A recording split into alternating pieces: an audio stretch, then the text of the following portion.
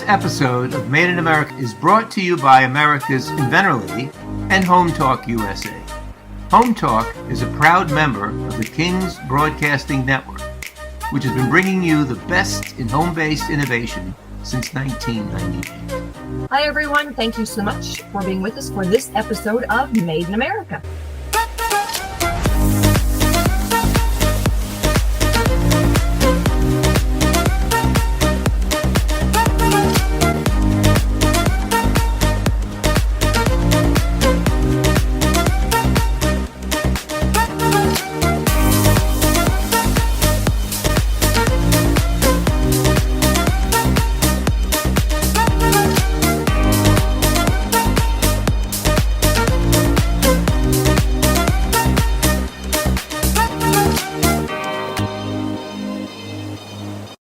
This segment is brought to you by the law offices of R.P. Baraska.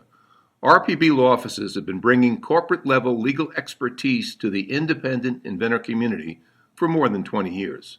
For all your inventing legal needs, trust rpblawoffices.com. Everyone, and thank you so much for being with us for this episode of Made in America. And a big shout out to Michael King and King's Production for making all of this happen. We are very grateful. And for also, the gentleman who's pushing the buttons, Matt Cahan is out there. So my guest for this episode of Made in America is Greg Getsinger. So Greg, thank you so much for being with us. Greg Getsinger invented the Portion Padl. Very cool product. And Greg, thanks for being with us. And tell everybody, what is the Portion Padl? Thank you for having me on. Portion Padl is a pizza cutting board that's designed to cut pizzas into equal slices. It's very simple to use, very easy to clean. That's it. It's simple.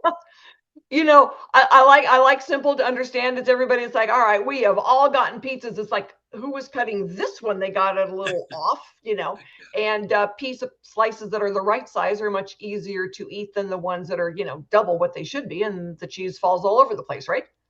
Right. All right. So how did you come up with it? Tell us the story, Greg. Well, I retired from the insurance industry. I had reached the corporate ceiling as high as I could get. I was the vice president, and I was an insurance agent and vice president of the department that I was in. And I wanted more. I was selling insurance, and my boss was making all the money. And granted, I was on commission. I was making money enough to feel comfortable, but it just wasn't enough. So I decided to look at buying an insurance agency, but they were way overpriced. And there was a pizza shop in our neighborhood about a mile away from my house. It was new, about a year old, and we'd been buying their pizzas. It tasted great, good pizzas. And I told my wife I'd be interested in buying that business. It was affordable that we could buy it. And so I retired from the insurance industry. And one of my first initiatives when I bought the pizza business was I wanted to get the pizzas in the hands of the kids. My thought was it's probably the children that tell the parents where to buy their pizza. And I can't imagine any parents saying no to a child when they're asking for pizza and where to get it. So my thought was to get it into the school systems within my delivery area. And so I approached one of the first schools that I approached. I wanted to develop school lunch programs. So that way they served my pizza once a week in their cafeterias to the children. And so I approached the first school system, and they loved the idea. I took a pizza, half cheese, half pepperoni pizza, and we had lunch while I discussed the plan as far as how we'd make the pizza and their costs. They liked the idea. The nutritionist gave me the go-ahead, and they were buying 55 pizzas every Friday. That's a nice order. And everything seemed to be going well until a month in. And month in, the head nutritionist called up. She said she had a problem with their pizzas. And I was kind of panicking because this was a main concept of mine that I had really planned on. And so she told me that I thought when she said she had a problem with our pizzas, I thought maybe we're delivering them late, or maybe they're getting there cold. And she said, but she didn't say that. She said, you're not cutting the pizzas into equal slices. And the kids are only buying the bigger slices and pushing away the smaller ones. Now, this is, I mean, these are young kids and children, and they're catching on to the economics of paying for money for a product. And if it's bigger than the smaller ones, they're going to take the bigger ones. She told me to fix the problem or lose the account because they couldn't sell the smaller slices. And so I was panicking, and I Googled, portioning tools for pizza, and there were only 3 out there. I bought them. Our staff tried them, and they worked, but they weren't very efficient.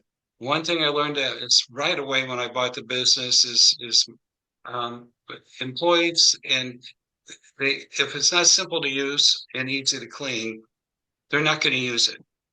They may use it while the boss is there or the manager is there, but as soon as they turn their back, they're not going to use those products. And they didn't like all 3 of those products.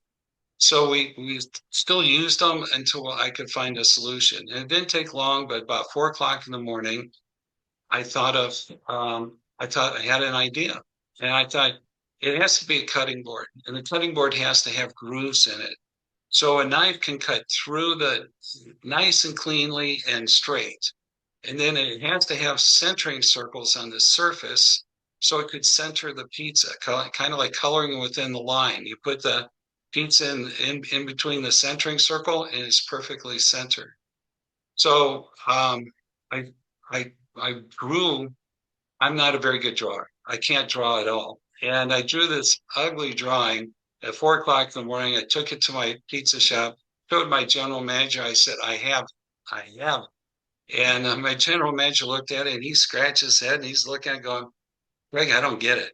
And I thought, oh my gosh. I said, okay, I know what needs to be done. So a friend of mine, brother-in-law's dad was a wood hobbyist, and I asked him asked him to come to the pizza shop, and he made.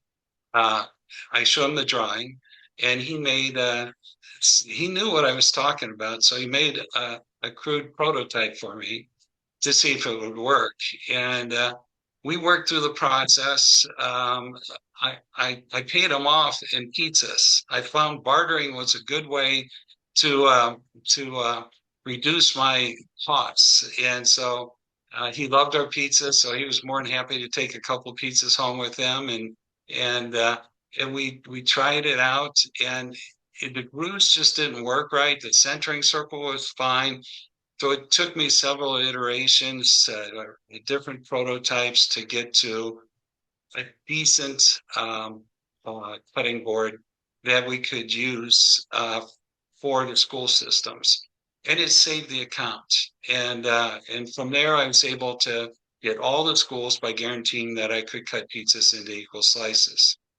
Now, it was at that point when I was hiring employees. They'd come in and they'd say, I wish we had something like that at our pizza shop. And that started making me think that maybe there is a need for this other than just my own pizza shop.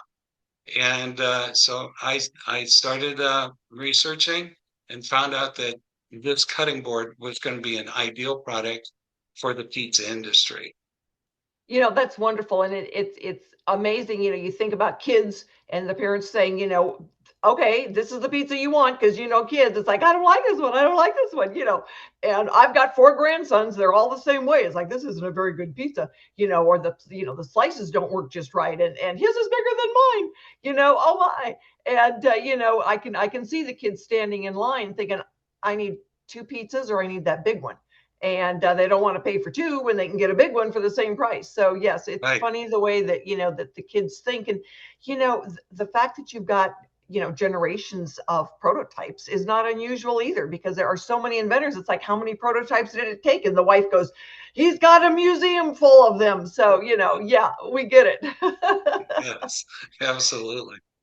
It's always Absolutely. a lot of fun to watch the evolution of your idea and how you get from, okay, that 4 o'clock in the morning bizarre, moment of, oh, I got the idea, and the wow moment, we call it, to actually having product that you can use and test. So we want to know more about your story when we come back, and we'll dive a little bit deeper into that, because, we look at Made in America as inventing, 2.0, where, we need it, we make it, and we want to make it right here in our own backyard. So we're going to talk more about where you ended up having those Portion Padls manufactured. So stick with us, everybody. We are going to go and pay some bills, and a big thanks to King Broadcasting Network for making sure that this happens every week, coast to coast. Stick with us. We'll be right back. This segment is brought to you by SearchQuest Patent Search. SearchQuest provides for a comprehensive patent search that searches the entire world and not just the U.S. Patent Office. Make sure that before you spend those big bucks having a patent written, you've done your due diligence by getting a comprehensive patent search. Use SearchQuestPatents.com for all your patent search needs. They scour the world for you. And thank you so much for being with us for this segment of Made in America.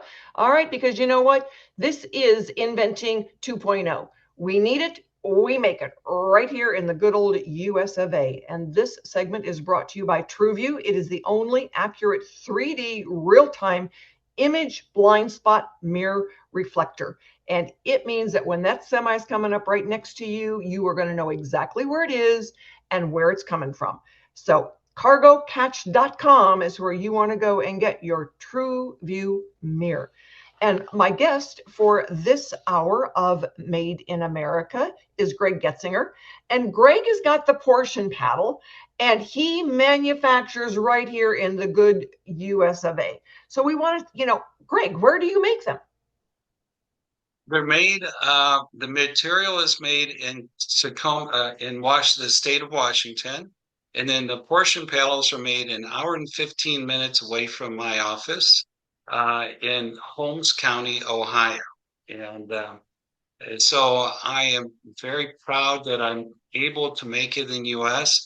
I'm even prouder to know that they're made in Ohio, where I grew up in. So that's where the Portion Padls are made, is in Holmes County, Ohio. And how'd you find them?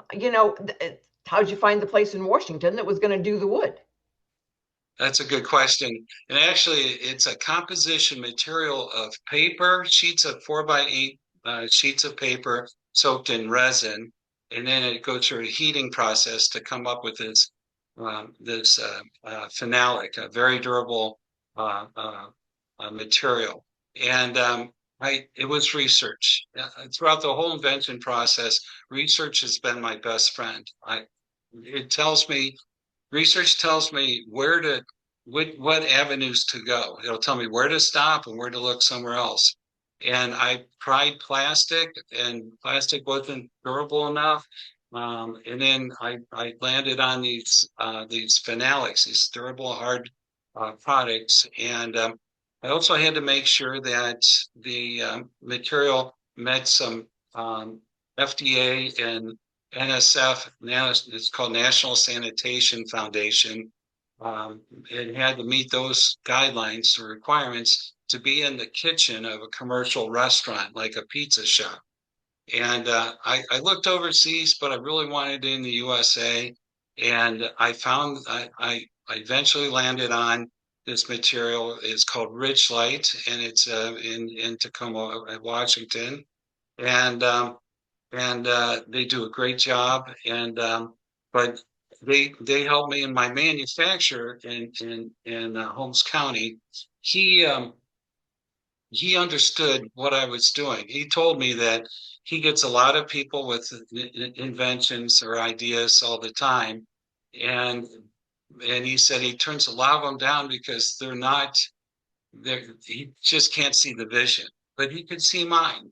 And so he was willing to work with me, and he has worked with me through the whole process. And because of his help, I've been able to accommodate, and I actually make them, they're custom made, which is because pizzas come in all different sizes and they come in all different slices, like an 8-cut or a 6-cut. So I have the most unique product out on the market for the restaurant industry, for the pizza shops. And not only pizza shops, my customers include the convenience stores. They sell pizza by the slice. Schools, their customers mine because pizzas are cut into slices for the kids. Same with not just franchises, but just anywhere where pizza by the slice is sold is where the industry took me to, not just with pizzerias and franchises. So that's how I developed it. Yeah, it would make sense that any place where you've got to have a specific size, and all your sizes have to be consistent. Because when people go in and they go, well, I don't want that one, that's the little one, I want the bigger one. And it really doesn't matter what it is. They want the buyers, the consumers they want the slices to all be the same. Pie, cake, Yes. Peanut butter sandwich, they want the halves to be the same or the slices to be the same. So it makes perfect sense that when you go and you've got 6 pizzas sitting out there, people are going to look and make sure the sizes of the slices are the same. Yeah, I was just telling someone today that the idea of a place selling pizza by slice when you go to a convenience store is you get to select which slice you want. And so the convenience store has to have them cut into equal slices, because eventually, and it only takes 2 slices out of a pizza that can't be used to lose all the profits on that pizza. So it's very important for the return on investment to be able to sell every slice. And just 2 slices from a pizza will ruin the rest of the pizza as far as for profit wise. So the custom making it was part of my research. I would stop from Holmes County in my place, in between Akron and Cleveland where I live. I would stop at pizza shops, get menus, ask about what size pizzas they make, how many slices. And my research told me that I had to custom make it. And I'm glad I did. So, well, it's terrible when your research has got to be going out and eating pizzas all over the place. It's a tough job. I know, but somebody has got to do it, That's right.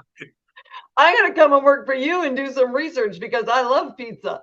And so, I've been to the website, looked at it. You have a variety of sizes, and your main customers then are the commercial resellers of pizza, correct? Yes, absolutely.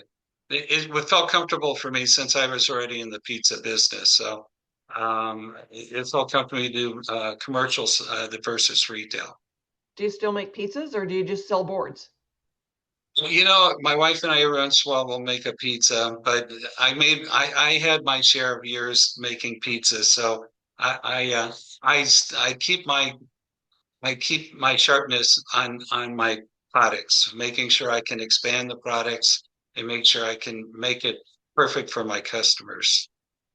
Well, you kind of grew up, when you retired from insurance, then you went into, buying a pizzeria, into then selling products to pizza places all over the country. Yes, and the world. They sell all over the world, so I'm very fortunate about that. Yes, I get to talk to a lot of pizzerias and the independent pizzerias, and I enjoy it because we're talking shop. I don't make pizzas in a shop anymore, but I certainly love to. Talk with my fellow pizza makers.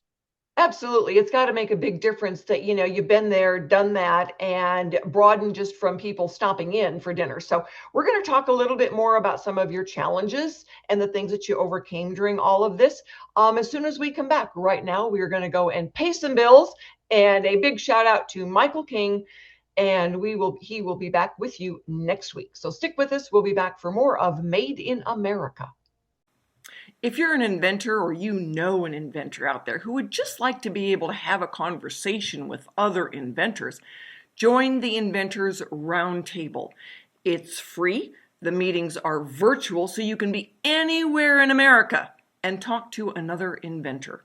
And for a lot of folks out there, understanding the process, being able to ask questions, getting good service provider information is critical to the inventing process. So, got questions? Want to join? It's free. inventorsroundtable.org. And thank you so much for being with us for this segment of Made in America, Inventing 2.0. We need it. We make it right here in the good old US of A. And my guest for this session of Made in America is Greg Getsinger. He has made a Portion Padl, which allows you, Mr. and Mrs. Consumer, to make sure that when you're out there buying pieces of pizza, that they are all the same size. Or when you get home with one that's been cut, oh yeah, all the pieces are the same size so the kids don't fight. And so, Greg, I am sure that you just got lots of smiles when people would say, oh my God, all the pieces are the same size, right? I do. I actually do.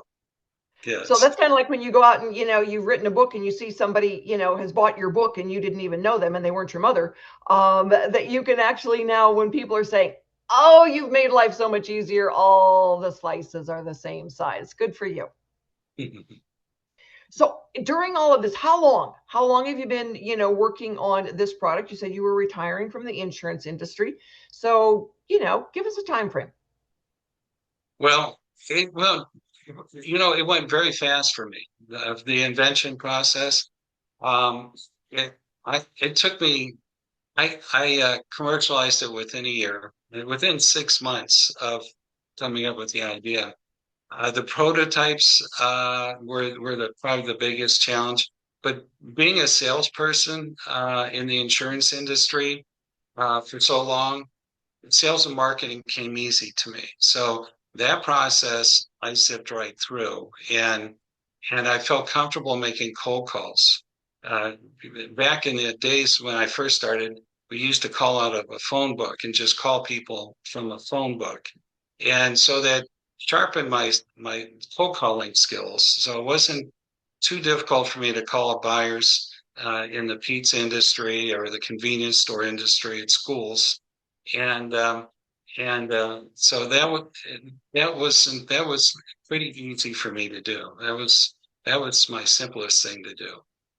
So what's been your biggest challenge?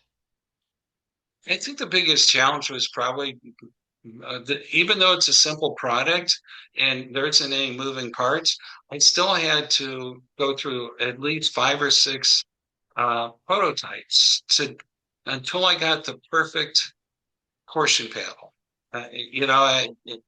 It was a challenge just because the grooves had to be the right kind of grooves, and that's one of my patents. That's one of the features that's patented. It's the kind of groove that I have. And it had to fit 2 different kinds of knives, a roller knife, which a lot of people have seen. It's just a round cutting wheel with a handle, and a rocker knife, which is a half moon knife. It's a really half moon knife, and it's very long. And I had to make sure that the grooves fit for both of those. And that was the challenge. But once I got that challenge out of the way, then I had to find the material.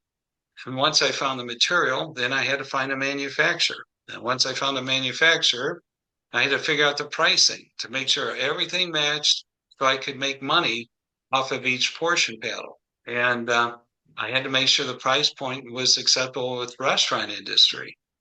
So there were a lot of challenges within just doing that one thing and then finding it in the USA. Yet I was lucky enough to find it very close to home. But that was my biggest challenge was the prototyping. It was a very simple product, but it's something that you have to go through. Yeah, it is. It's a simple product, but it's not a simple product. Why couldn't you use just wood? Right. Well, wood wouldn't, in the restaurant industry, it has to be something that doesn't collect bacteria, and wood would collect bacteria, and so and wood's probably not acceptable because the splintering could happen from the cutting boards. It's not easy to wash. It's difficult to wash, so wood wouldn't be the most acceptable material for the restaurant industry. But you're right. Yeah, Then I have to find something else. exactly. And so, but it looks like wood. I've seen the pictures on Yes. the website. You wouldn't know if you didn't know. And, so your average consumer is like, oh, that's kind of cool. Yeah. But then, the restaurant owners are saying, no, this has got all that we need to make it safe. Yes. Yeah. And I've been challenged by some health inspectors, and I have paperwork to prove that it's approved by the National Sanitation Foundation, NSF, and then they're just fine with it. But yeah, you're right. It was a challenge. It was definitely a challenge. Did you know when we're going into it and thinking, oh, I think I'll invent, something where you can cut all the portions equally, what you were going to have to deal with? No, I didn't know what I was going to have to deal with, and it was that's what made it really fun though is finding out on my own, my trial and error. It's all about trial and error, and that's what I had to go through is the trial and error part to come up with it. So no, I didn't. I had no idea. So what's been the biggest disappointment? Um, Probably the biggest disappointment is it's with any salesperson. Any kind of a sale you try to make is when someone says no. And but I look at it at a sometimes I think often in the insurance industry, the rejection was often. So, but with a new product, it's hard to hear someone say no. But I don't let that no get me down because that opportunity can come around at a different time. I may have approached someone at the wrong time. It's just not right timing. And so I won't be obnoxious about it, but I'll still be persistent and follow up with a phone call or an email to see how things are going. And then sooner or later, they come back to me. And it happens quite often where years later, they'll come back to me and end up buying from me. But it's always hard to hear no. It's just something that you have to be thick-skinned about, and then always look at the positive. How can I create that from a no to an opportunity? And that's why I try to do it with every no is try to create it into an opportunity. Well, you can't sell them all by yourself, or can you? Are you a magic man too? No, but I have distributors that sell the Portion Padl and some manufacturer representatives and online and actually I have the commercial Portion Padls on Amazon. So Amazon's a seller for me too. And but they can always call me direct. I'm just a phone call away if someone wants to call me to buy a Portion Padl. But yes, there are many different avenues to do sales for. So how long have they been on the market? How long have you been selling them? Well, I have been selling the Portion Padl for 16 years now, and when I first started, a really quick short story. When I first started, I'd buy one sheet of material, 4 feet by 8 feet sheet of material. I drive it to my manufacturer, drop it off. It lasts me a month. Then I do the same routine. I'd have to rent a U-Haul panel van to fit it in and drive it back and forth, and it lasts me about a month. And now I go through about 4 pallets a month of that material, and sometimes it's a lot more, sometimes a little less.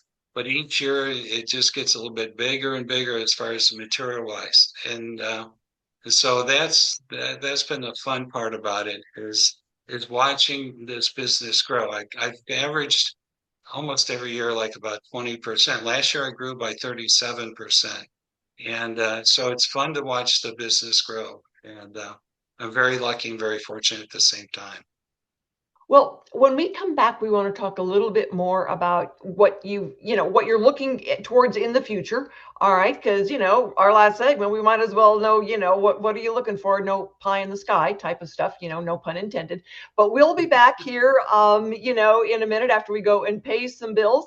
Hear a little bit more from Greg about what his goals are in the next few years and what he's shooting for. So stick with us, everybody. We will be back after we go pay some bills. And a big, big thank you to our fearless leader, Michael King, who is out making some wonderful food for the Cajun folks down in Louisiana. True Up, the easiest way to hang your pictures. We all know how stressful picture hanging can get. True Up comes with everything you need to level and hang pictures with no damage and no mess. Just peel, apply the adhesive to the back of the True Up mount and press firmly. Remove the remaining adhesive. Use the level and press and hold for 3 to 5 seconds to attach the True Up mount to your wall with a strong hold. The True Up frame adapter is compatible with most frames on the market. Apply the adhesive strip to the adapter, stick, and your frame hangs easily on the wall mount. This lets you adjust your picture side to side for perfect placement every time. The possibilities are limitless, and it's easy on your walls. Picture hanging can be truly a one-person job. True Up, the future of hanging is here. And thank you so much for being with us for this segment of Made in America, because America loves to make things and our consumers love to buy made in America. So my guest is Greg Getsinger, and he's been telling us about his life with the perfect pizza board cutter. It is called the Portion Padl, and it is at portionpadl.com. Just in case you are a pizza owner, we've got friends who own a little pizza parlor right down the road from us, Greg. And, they make really good pizzas, but it's not always cut exactly even. And so, when you've gone through and you've got different types of boards now, why? Why isn't it just a round one with the pizza slices always looking right? One of the best things about me being able to talk to other pizza makers in the country is they tell me what kind of pizzas they're making. And so since my Portion Padl is custom made, I can custom make it to those kinds of pizzas. So there's a certain styles of pizza out there called a Detroit style pizza. It's a rectangle pizza. So I have cutting boards for making portion paddles for making square and rectangle pizzas. And then there are even round pizzas that are cut into squares. And that's a regional kind of a thing. In Ohio and in the Midwest, you see it quite often where round pizzas are cut into squares. And that's, some people call it a party style pizza, others call it a tavern style pizza. And I'm fortunate enough that since it's custom made, I can make it to their size pizza and the size of squares that they need for slices. I can do it all. And that's where the Portion Padl really comes in handy, being custom made, is because that is included in the cost when they buy it, and it's made for their pizzas. Nobody else does that. And I'm just so proud of that. And it's all made in the United States. So that's why there are all the different kinds, is because my customers tell me what's out there to be made, and I make it for them. It's wonderful. And if I said I was proud of you, you'd think that, oh yeah, I'm your mother. And I know, based on the fact that you retired and you've been in the pizza business 15 years, I'm probably not quite in that category. But certainly could be the big sister. So what's next? What are you looking for? Does this disappear when you retire again, or what? Oh, that's a good question. Now, the one regret I have is that I didn't invent this when I was younger. If I were 20 or 30 years ago, 20 or 30 years old, and I invented this product, I'd have this big company and really doing well. And I'm doing very well, and I have, like I said, the growth is great, but I'm at the retirement age, and so my goal is in the next year, probably about a year and a half, is to sell the business and retire. I spent a lot of time as a small business owner working on the business, and it's time to spend time with my wife full time versus on my business. And so I'm looking forward to the next chapter. But one of the nicest thing about building a business like I have, and the base of business that I have, is that I know the next buyer, whoever buys it, will have a great opportunity because the foundation is set, the products are there, the pricing and the profits are great, and it'll be a great business for the next person or company to buy. So when you say now, how did you get to be international salesman?